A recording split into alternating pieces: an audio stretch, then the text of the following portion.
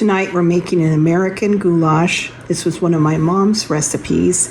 It makes a huge 11 by 17 inch baking dish full. It heats up very good in the microwave, very kid friendly, and it's delicious. The ingredients you'll need is a tablespoon of oil, 1 onion diced, salt and pepper, a pound of Italian sausage, and 4 cloves of garlic minced, 1 pound of ground beef, pinch of red pepper flakes, about a tablespoon of Italian seasoning, a pound of elbow macaroni, a quart of tomato sauce, 6 ounces of tomato paste, and I usually fill the can with water, try to get all of it out, and then 8 ounces of sharp cheddar cheese.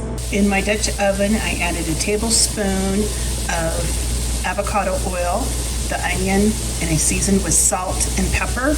We're just going to cook this and let the onion start breaking down. I cooked the onions for about 20 minutes on a medium low.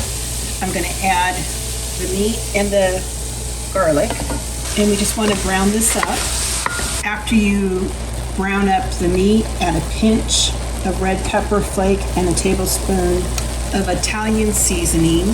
Add the tomato paste, rinse out the can with some water. Add the quart of tomato sauce. Bring this to a simmer and simmer for about 20 minutes. Meanwhile, go ahead and drop your pasta in boiling salted water and cook it till al dente. It's been about 20 minutes. This is simmered and it looks great. I tasted it and it's seasoned perfectly. I went ahead and I drained the pasta. We're just going to add it to the sauce. Give this a big stir and get it into our baking dish. I poured this out into 11 by 17 inch pan. This is a huge baking dish. It makes a lot of goulash. Now we're just gonna go ahead and top the goulash with the shredded cheese.